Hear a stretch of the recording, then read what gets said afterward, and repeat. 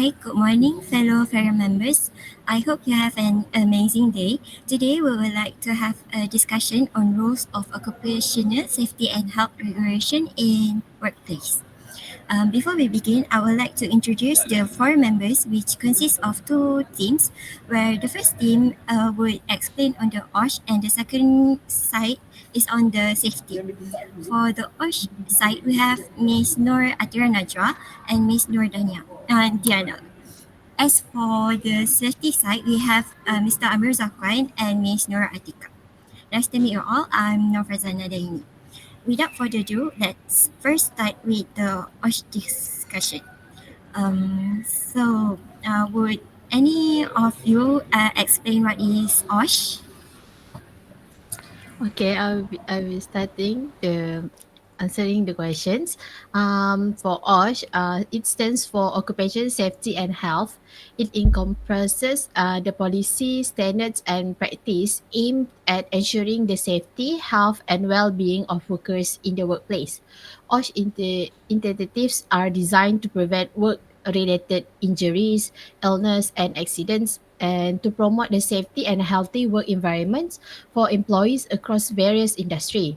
OSH involve identifying and mitigating workplace hazard, provide appropriate training and protective equipment, implementing safety protocols and complying with relevant regulations and standards. It also encompass the promotions of mental and emotional well-being in the workplace, addressing issues such as stress, harassment, and psychological safety. Alright, may I know what are the key triggers for carrying out risk management in the workplace? Okay, for that question, I will answer. Risk management should be carried out in response to changing work practices, purchasing new or used equipment, new information about workplace risk, responding to workplace incident, responding to workers' concern, and when required by OSH or other regulation. How often should risk management be reviewed within an organization's OSH management system? Risk management should be reviewed at interval when established an OSH management system. It should be carried out for routine or and non-routine activities. Activities of all personnel having access to the workplace and facility of the workplace provided by the organization or others such as contractors. What are the considerations for implementing risk control measures?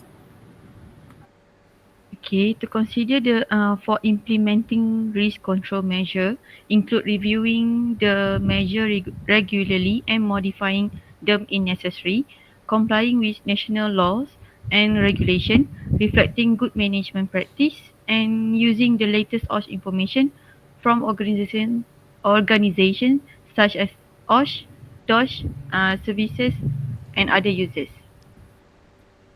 Alright, so why is it necessary to carry out risk management in the context of OSH legal requirements?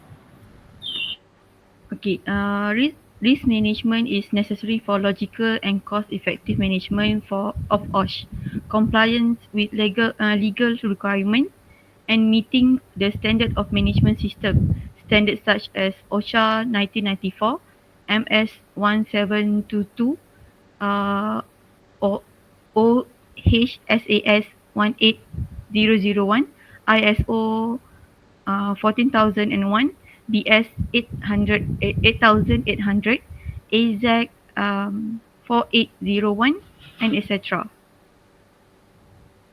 Um, can Ms. Atira explain what is the risk assessment process and its importance in OSH management?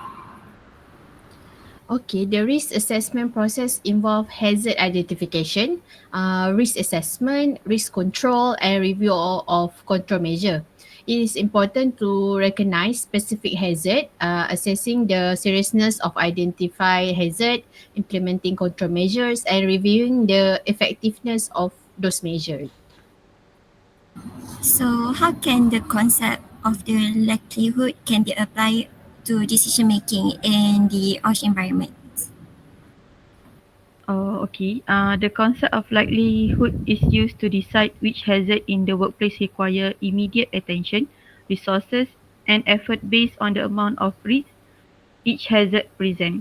Hazard presenting higher risk and are addressed first, while those presenting lower risk are dealt with a future time when resources permitted. May I know what are the rules of OSH legal requirement in business management and how do they impact organization practice? Okay. OSH legal requirement play a pivot role in business management by ensuring compliance, managing risk, protecting employees, enhancing reputations, and mitigating liability. They impact organizations' practice by establish the frameworks for maintaining a safe work environments and outlining the responsibility of employees and other stakeholders.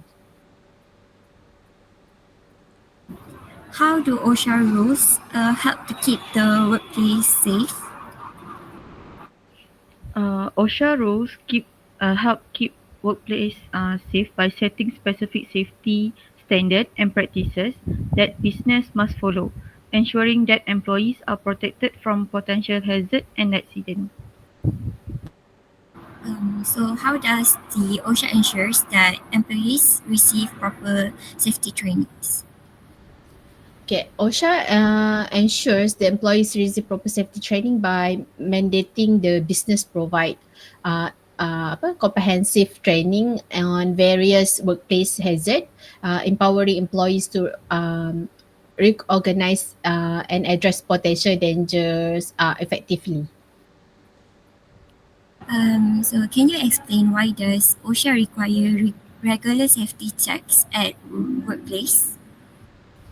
OSHA require regular safety checks at workplace to ensure that business comply with safety standards and maintaining a safe environment. This help prevent accidents and ensure that any issues are identified and addressed properly. Can Ms. Diana explain why it's important for business to keep records of work-related injuries and illness as per OSHA? Okay, it is important for business to keep record of work related injuries and illness as per OSHA because it allows them to track and address safety concern effectively, identify trends and take steps to prevent future incidents, ultimately recreating a safer work environment.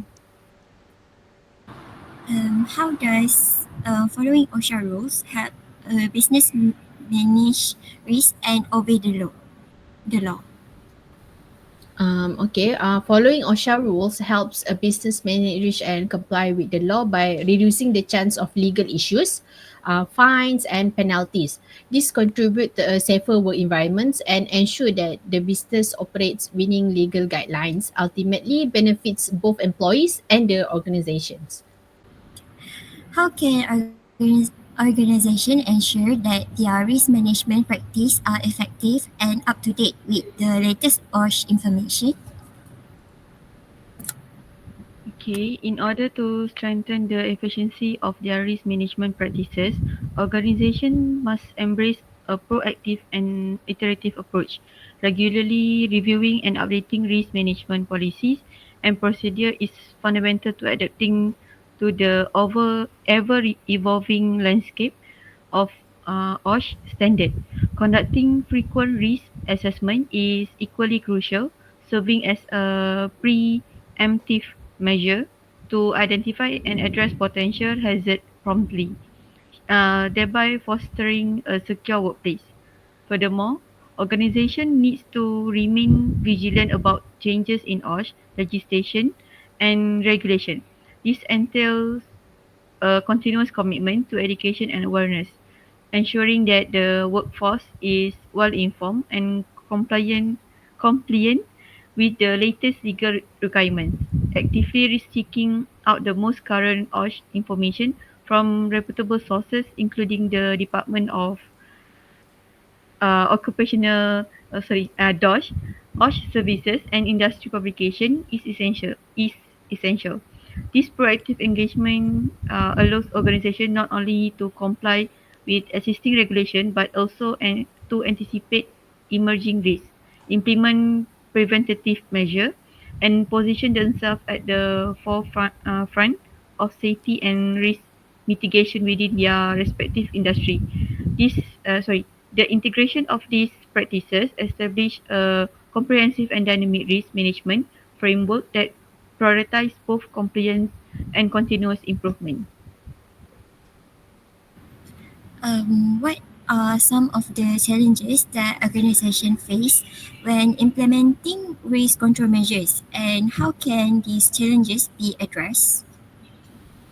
Okay, implementing strong risk control measure present organizations with a variety of obstacles, the most important of which include evaluating control effectiveness, staff management, resource restrictions, and resistance to change. Adequate resource frequently make it difficult to implement through risk management plans, which emphasize the importance of prudence assess allocations. In addition, low staff engagement highlight the need for raising awareness of the necessity of risk management among all members of the organizations. This prevalent this prevalent organizational barrier of resistance to change necessitate a careful balance act between implementing novel risk control and effectively managing concerns through intensive communications. To overcome these obstacles, organizations should actively involve employees in the risk management process, creating a sense of ownerships and fostering high awareness. Adequate resources allocations coupled with tailored training program address resolve constraints and enhance employees' competence. Transparent communication regards the critical roles of risk management align individual efforts with broad safety objective, easing resistance. A systematic review and evaluating of control measure from a crucial feedback loop, ensuring continuous reinforcements to meet involved risk landscapes. In navigating these challenges strategically, organization not only fortifies their resilience but also cultivate a proactive and sustainable approach to risk management. Okay, now let's shift our focus to the Occupational Safety and Health Act in Malaysia. Can anyone share their familiarity with the Occupational Safety and Health Act of 1994 in Malaysia, and what are the salient features that stand out to you? Okay. Health and safety legislation should be enforced by owners, managers, and inspectors. In addition, safety representatives and employees will also benefit from the legislation.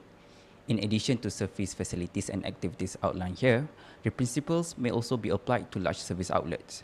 The Occupational Safety and Health Act of 1994 defines the general responsibilities of employers, employees, self-employed people, designers, manufacturers, importers, and manufacturers of plant or substances. The provision of the Act include the establishment of the National Council for Occupational Safety and Health, the duty to formulate safety and health policy, the appointment of safety and health officer in certain classes of industry, and the establishment of safety and health committees at work sites.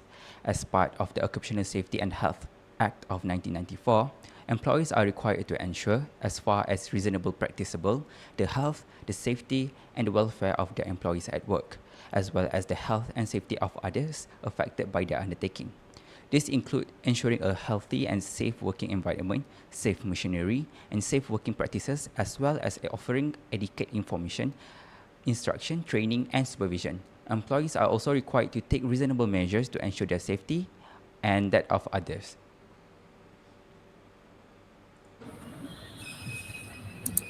Okay, aside from the employer duties, employers have the general duties set out in Occupational Safety and Health Act 1994 to ensure their own health and safety as well as the health and safety of those affected by their act or omission.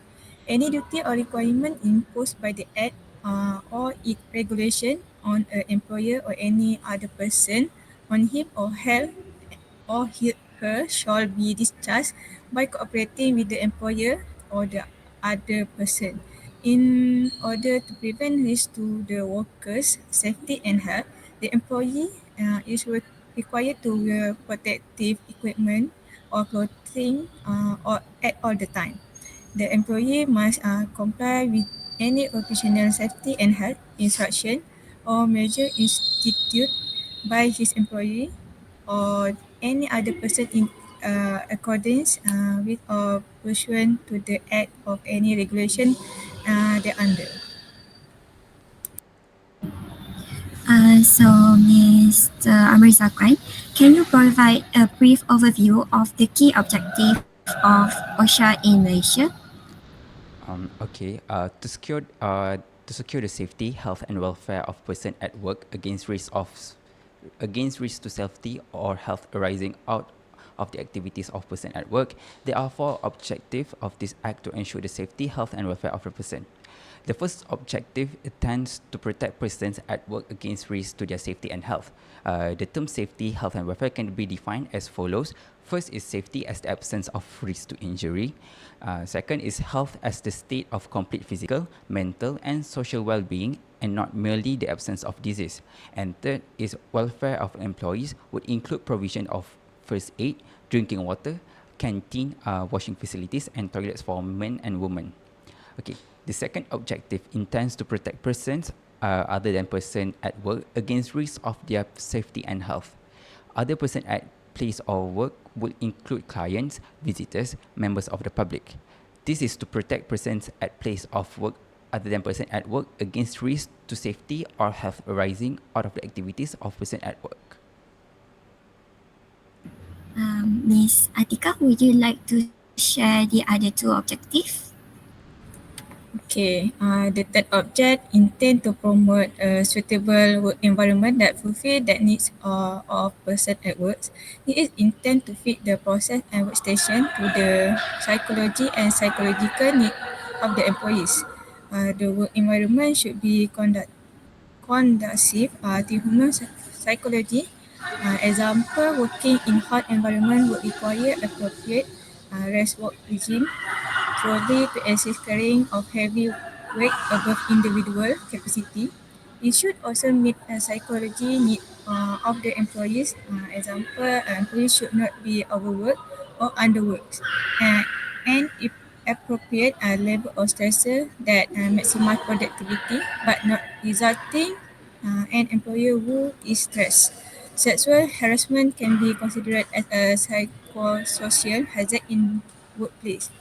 Okay, for the final object, provide that means whereby associate occupational safety and health law may be replaced by regulation in industry, code of practice in combination with the provision of the acts in intent to eventually place or traditional prescriptive approach with rigid and less flexible regulation that is flexible and able to cater for rapid change in technology. In the context of workplace safety and health, why is it essential for employers to have a written statement outlining their general policy? Additionally, how can the employers effectively communicate and implement this policy to create a safe and healthy work environment for their employees? Okay. The duty to formulate safety and health policy shall apply to all employers or self-employed persons, except those who have undertakings of not more than 5 employees, which have been stated in Occupational Safety and Health Regulation 1995. Employers are required to prepare a written statement of their occupational safety and health policy, organization, and arrangement to carry out the policy. There are three components to this policy. First is a general policy statement of employers' commitment to safety and health, outlining the overall philosophy and intent. Second is the statement of organization for carrying out the policy in hierarchical management structures, showing safety and health responsibilities from top management to the shop floor. This statement should include information on persons in the organization responsible for occupational safety, health, and their duties. And third is a policy. The policy should also include information on arrangement made to ensure that the policy is implemented. This arrangement should include safety and health training, inspections, accident reporting the investigation, safe system of work, permits to work system, and emergency procedures. Okay, employees' involvement in formulating and reviewing the policy has been clearly stipulated in the Occupational Safety and Health Regulation 1996, which policies should be written in language easily understood by the employees. Every employee should be given a copy of the policy statement, and new employees can be given a copy during in the induction training. Safety and health training carried out by employers should include information on the policy. To ensure that the policy is brought to the attention of the employees, the written policy should be displayed at strategic place in the workplace. For example, the main entrance, general notice board, meeting room, and others, so that it can be seen and read by the all employees. Since there will be the change in most organizations in terms of hazard, control measure and personnel in charge, employers are therefore required to review the policy periodically. It need to be signed and dated by the employer, chief executive officer. In the context of implementing the Occupational Safety and Health Act, OSHA, in Malaysia, what specific challenges do you see arising, and how can these challenges be effectively addressed to enhance workplace safety and health across various industries? Okay, for the first challenge would be enforcement and compliance issues, which is one major challenges involve ensuring widespread compliances with OSHA standards.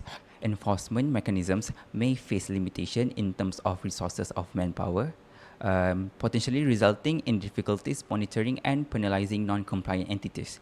Second is lack of awareness. A common criticism revolves around the insufficient awareness of OSHA regulations among employers and employees.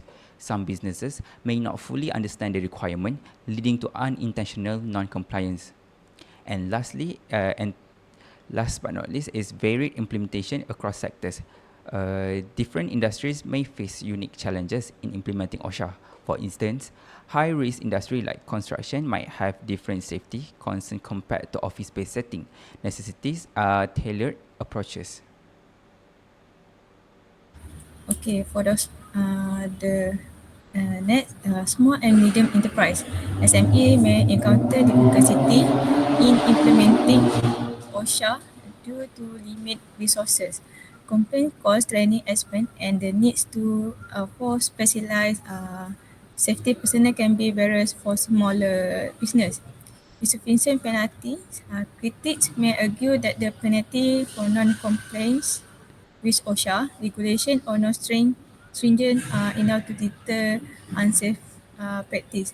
Strengthening penalty might be suggest to ensure the effectiveness of the act. Okay, the last, employee involvement.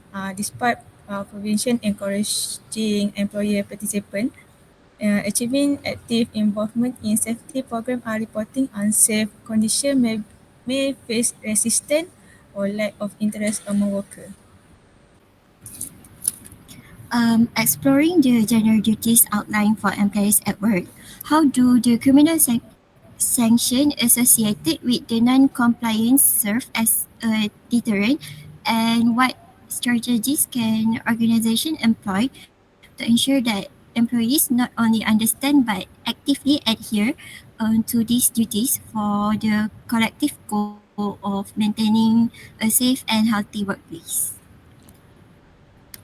Okay, it shall be the duty of every employee while at work to first to take responsible care for the safety and health of himself and of other persons who may be affected by his actions or omission at work.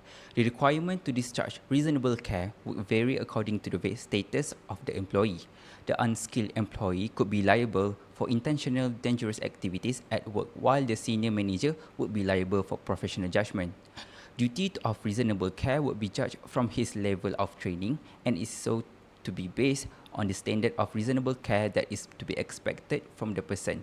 Second is to cooperate with to cooperate with to cooperate with his employer or other person in the discharge of any duty or requirement imposed on the employer or the other person that is by this act or any regulation met thereunder. An employee is required to cooperate with the employer and other person in discharging his duties. Cooperation between employees and employer and other person at work under the Act is essential. This is to enable all the requirements under the Act to be complied with. This is needed to be established a safe and healthy workplace. If an employer has set up a safe system of work and has done all that is reasonable to maintain it, then employee who through this misconduct endangers himself will be considered as non-cooperative. And third is to wear or use at all times any protective equipment or clothing provided by the employer for the purpose of preventing risk to his safety and health.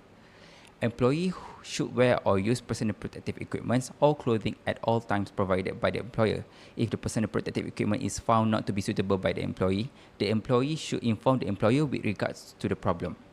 And last, to comply with any instruction or measure on occupational safety and health instituted by his employer or another person by or under this act or any regulation made thereunder, employees are required to follow instructions. For example, they should follow instructions stated in the safe operating procedure provided by employees.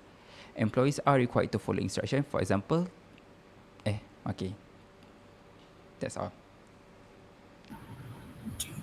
How do the right bestowed upon employees by OSHA contribute to fostering a culture of safety and in the workplace, and what specific mechanism or initiative that organization implement to actively involve employees in ensuring and enhance the occupational safety?